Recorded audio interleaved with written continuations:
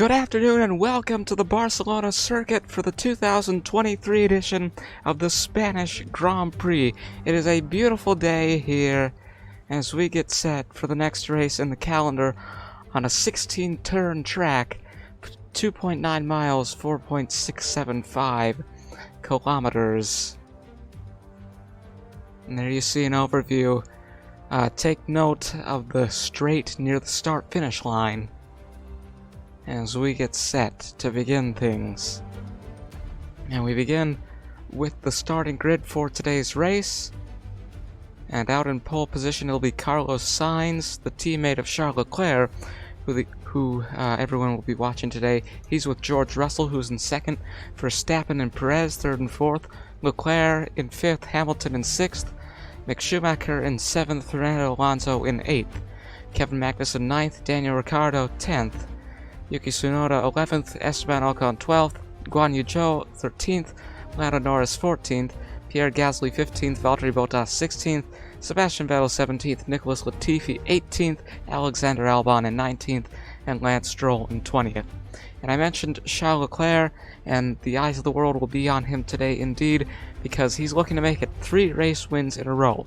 He won at Imola, he won last weekend in his native Monaco. Can he do it again here at Barcelona? In just a matter of moments, we will find out as we get set for the 2023 Spanish Grand Prix.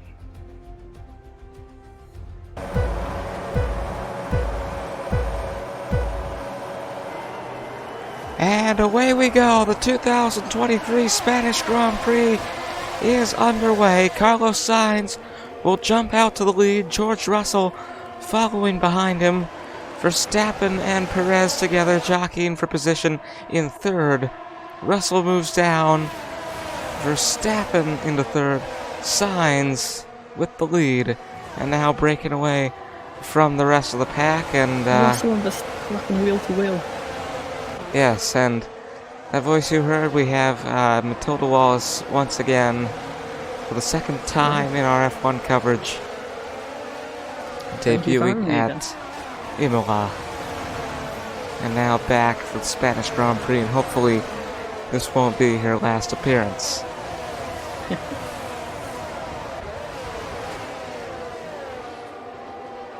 Anything to say at the moment?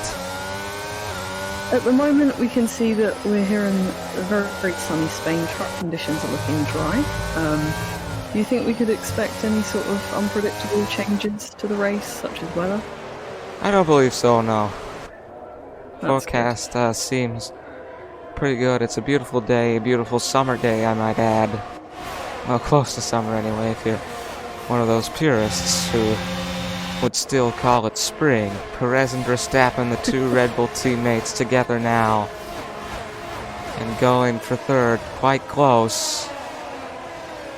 Verstappen has the lead. Oh, can the overtake now make Perez. it? Sergio Perez. And Max Verstappen has taken back third place from Sergio Perez. Oh, and they're wheel well, again. Are they going to overtake? You can't make any... You can't really say anything like that, because as soon as you do, the other man... You jinxed it. Yeah. It's quite a battle we're watching here between the two Red Bulls. And Verstappen down to fourth, and they'll be forced into single file once again. But now coming out, Verstappen trying to restart that conflict, but he is unable to. And there you see Carlos Sainz, the current leader of the race at the moment. Charles Leclerc will be the man that everyone has eyes on this afternoon, as Sainz will lead us into lap 3. But Leclerc winning the last 2 races, first Imola and then last weekend in Monaco. Quite a feat, winning his own Grand Prix, if you will, because he's from Monaco. There we go, around the chicane again, and around come the two Red Bulls, who have now evened out. There is now a good point. They're 4 tenths of a second behind teammate Sergio Perez from Max Verstappen. And this is that was the view from Leclerc's perspective, chasing Verstappen, who's chasing Perez, who's 2 seconds behind the leaders, Sainz and Russell.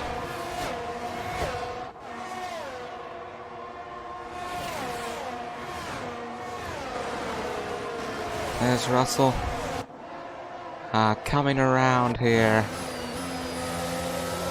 There we go. More or less a large corner here. Like, particularly a tight one. Oh, unlike this one. It's still very aggressive. Now coming down to the start-finish line, a big straightaway, which will take us into lap 4. Bit of an alternate view here. It's interesting to note that the start-finish straight is one of the longest on the F1 calendar. So this straight that we see here in Barcelona-Catalunya, this is one of the largest start-finish straights in comparison to other tracks. Never knew that. That's why we have her on. Information such as that. I watch it. I've said it before and I'll say it again. She probably knows more than me. It's okay. We'll train you in all the ways. George Russell gaining on Carlos Sainz now. Closing that gap of 8/10 of a second. And Perez seems to be doing the same. At least, somewhat. But he's still got Verstappen chasing him. Of course, a while back, we saw that battle for third place between the two teammates. But they seem to have stopped that, at least for now. And now a view from the bottom of the car of George Russell. And he's been close to Sainz throughout the entire race, but he hasn't found an opportunity to pass. Really quickly closing that gap now. We're down to 0.3 of a second behind Carlos Sainz. And Perez seems to have fallen behind as well. 2-second gap once again. But Verstappen chasing him, as we see the first-person view from George Russell. And Charles Leclerc is still in 5th. I mentioned it before. The world will be watching him today to see what happens. If he can make it 3 in a row. 3 race wins, that is. Yes. Which is a feat that, if I'm not mistaken, is quite rare in F1. You'd probably know. Yeah, this is... Well, this is all part of the unpredictability of Formula 1. Anything can happen in between pits, in between safety cars, but at the same time, this circuit in Barcelona has some very wide roads, so that makes it ideal for overtakes in the corners and down the start-finish straight, where cars can really utilise that DRS and gain a slipstream over the other cars. And now to the view of Perez trying to... Oh, there's a yellow, or there was for a moment. Lance Stroll has fallen behind, really fallen behind, and who's that into the wall? That's Lance Stroll. I was just mentioning that, and I believe that was the cause of the yellow flag. He's back in 20th place. He has been for most of the race, but actually I believe that's where he started.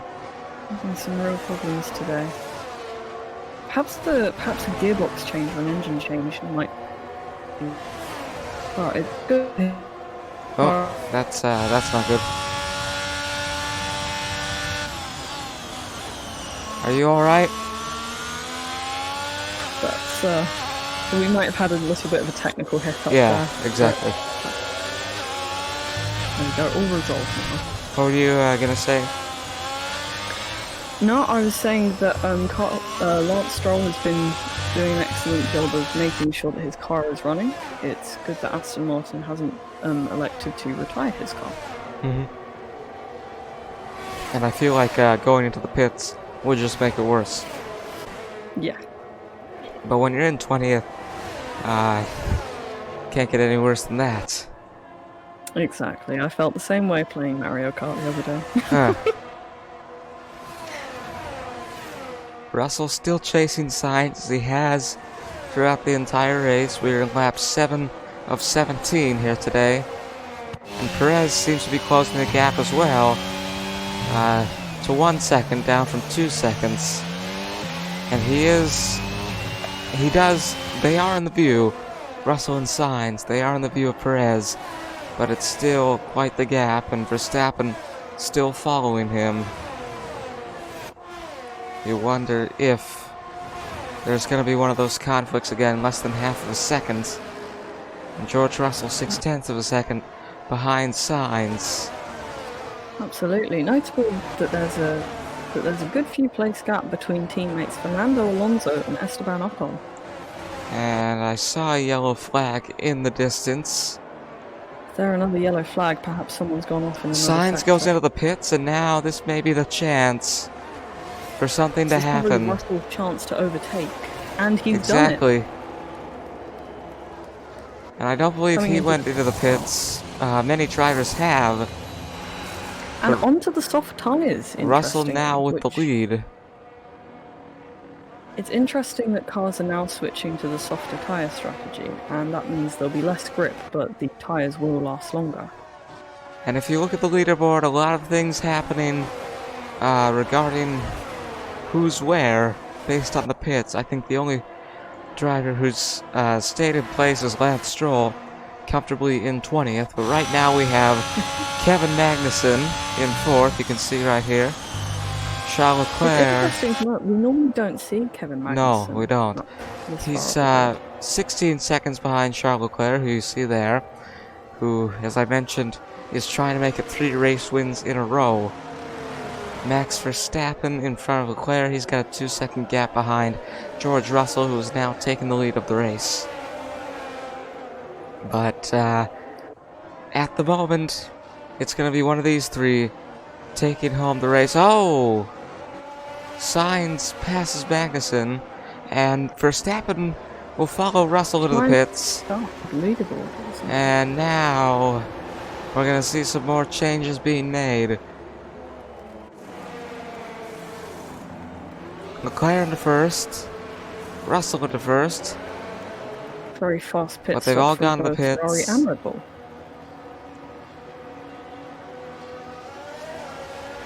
Russell coming out. Let's see what this is going to be like. Sainz back into first.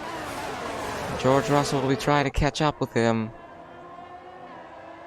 And a 1 second gap.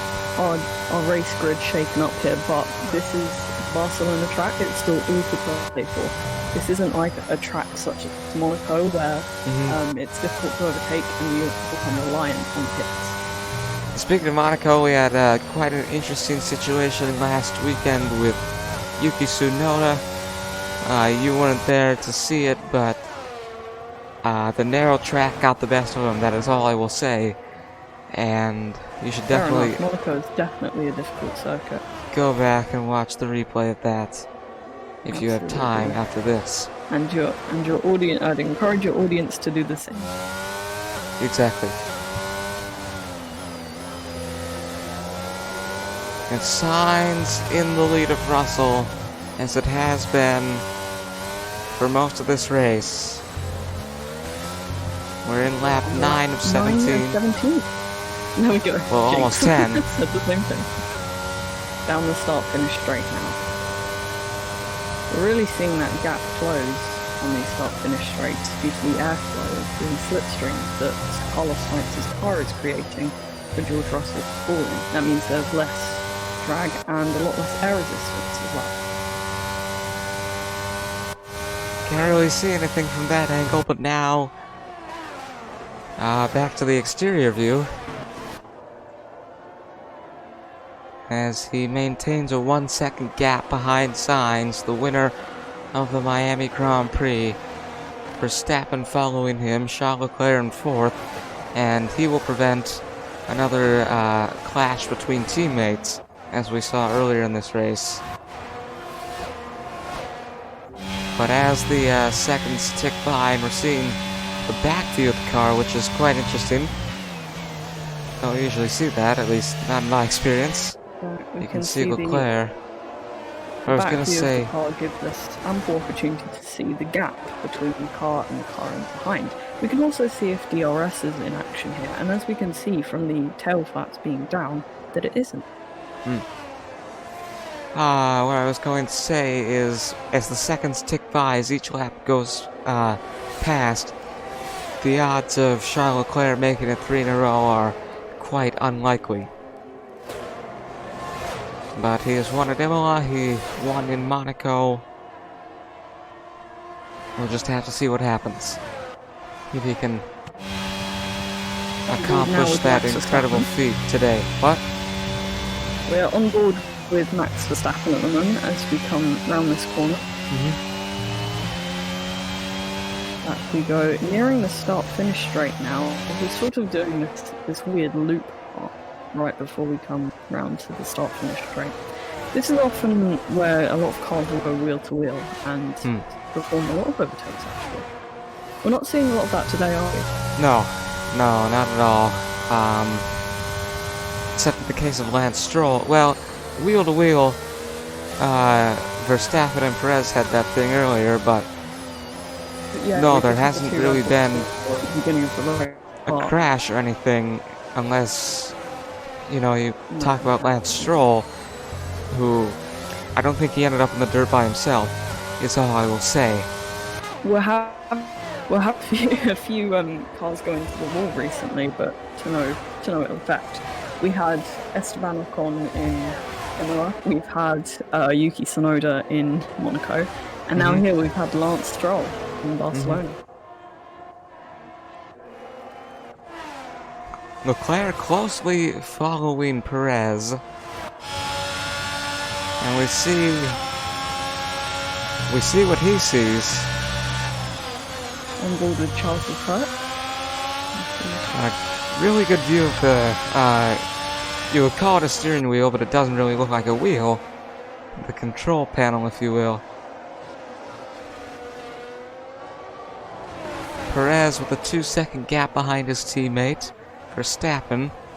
Verstappen 0.4 of a second behind Russell, who is a second behind Carlos Sainz. But it's Perez and Leclerc at the moment. Leclerc closely following Perez.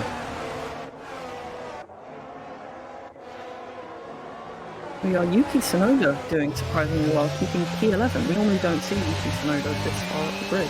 Well, definitely better than he did in Monaco. And Yuki Tsunoda in 11th, Esteban Ocon in 12th. 13th was formerly occupied by Lewis Hamilton. He's now into 6th. What do you have to say anything about that? He sort of stayed in 6th this whole race. What do you think about Hamilton's strategy this season? Do you think he might be falling off, or do you think this is just perhaps the fault of Mercedes and his car, or perhaps it's a team problem of not being given enough opportunity as the new up-and-coming George Russell? Well, correct me if I'm wrong, but he didn't have that great of a season last year. Is that did not. correct? No, he's a 7-time world champion as it stands. But yes, ever since the, Max Verstappen's progress, he really hasn't been performing as well as he has been in previous seasons. So could you be implying that Verstappen is the new Hamilton? That argument could be made. I'm just the commentator, don't shoot me. Perhaps, yes. No, we have been seeing the passing of the torch, as it were. Absolutely, yeah. We have been seeing Max Verstappen win more and more races recently, whereas in previous years where we've had conflicts with Hamilton and Rosberg, Hamilton and Vettel, now we're seeing sort of him almost sitting back as if to let George Russell become the more offensive. And speaking of Vettel, he's in 16th place. He was once one of the great drivers of Formula 1. Do you have anything to say about that? Is the end of his career nearing, or is it a problem with the team? As we know, sorry to go all meta at the moment, Sebastian Vettel did retire from Formula One racing at the end of 2022, that being his last season, but it could be argued that this was a career move after he left Ferrari and went to Aston Martin. Well, of course, this is F1 22, which we're running the simulation on. It would be F1 23, but I don't believe that comes out until July. So, until then, Fair we will... enough. Huh? Fair enough. So until then, we will be seeing Vettel in the races, though it may not be exactly true to life. Yes, no, that's what a new thing is. What's his name? There's the two new drivers, Nick De Vries in 2023 season, the American, and someone Sargent. Yes, yeah, I believe. Yeah, hold on, I can't Sargent, remember his I name. believe, is the American. Yeah, that's. But I could be wrong. Yeah, I'd be fired instantly. Forgot. Verstappen closely following Russell, you can see, but right now focusing on Sainz. Logan Sargent, that was his name. Logan Sargent. Sorry. Yes. We'll be seeing him later this summer once F1 23 comes out. And in addition to that, in addition to those two drivers, a new track being added to the calendar, which will be coming very late in the season in November, the Las Vegas Grand Prix. As F1 expands more into America, that'll be the third race in the United States in the season. Anything Absolutely. to say about that? In 2023, we can also expect to see the new improvements made to the Mercedes car, following more what other teams are doing and keeping a more streamlined finish. Into lap 16 of 17 now, coming down the start-finish straight. And Carlos Sainz looks to be closing in on victory. George Russell still following him, but throughout the day it has all been in vain. He's still got some opportunity to close in on Carlos Sainz, but he is also under attack from Max Verstappen, who is quickly closing that gap of 0.2 of a second. Well, you've said it before, and I'll repeat it for you. This track, definitely wider than Monaco, more opportunities to pass. But I believe there were more passes in Monaco than there were here. As Verstappen, you see on board, continues to follow Russell, and he may move up into second before this race is over too, but Sergio Perez has a 3-second gap behind his teammate, and all the rest of them following Perez. There you see Charles Leclerc. I don't think he'll get the 3 in a row feat here today, but still... Through the chicane now, these chicanes, they're very good at getting cars to slow down, which is where drivers really come into their own when it comes into overtaking. And through the start-finish straight into lap 17 of 17, we see from the aerial view now George Russell going into a battle with Max Verstappen. Verstappen will pass for second, George Russell will do the same, and it got interesting there as they came around. Now Sergio Perez with Charles Leclerc, another battle here. And Verstappen has passed Russell, at least for now. At least for now. Nothing is certain. Carlos Sainz may be certain. Nothing is certain except for 20th place. I can tell you that. It's very true. This final lap, anything can happen. Perez and Leclerc are also battling, but right now we see Carlos Sainz and Lance Stroll going off. He's into the grass. It's 2 wheels over, so still within regulation. And Lance Stroll FIA. driving quite erratically, getting a bit involved with the leaders of the race. Carlos Sainz will go on to win, and now Lance Stroll has wedged himself in the pit lane. Oh no! Oh, it's all gone to pieces. They've added 3 more laps. Oh, and what a way to end the Spanish Grand Prix. Well, Charles Leclerc didn't get it done, but his teammate did. Carlos Sainz is the winner of the 2023 Spanish Grand Prix, and Lance Stroll, after that crash, he is alright. He's made it over the finish line. He's completely okay, but right now we will turn the focus momentarily to the podium. There you see the winning car. And now for the trophy presentation. We thank you for watching our coverage of the Spanish Grand Prix. As always, thank you to Mathilda Wallace. And we'll see you later tonight if you live in the United States for Game 2 of the NBA Finals.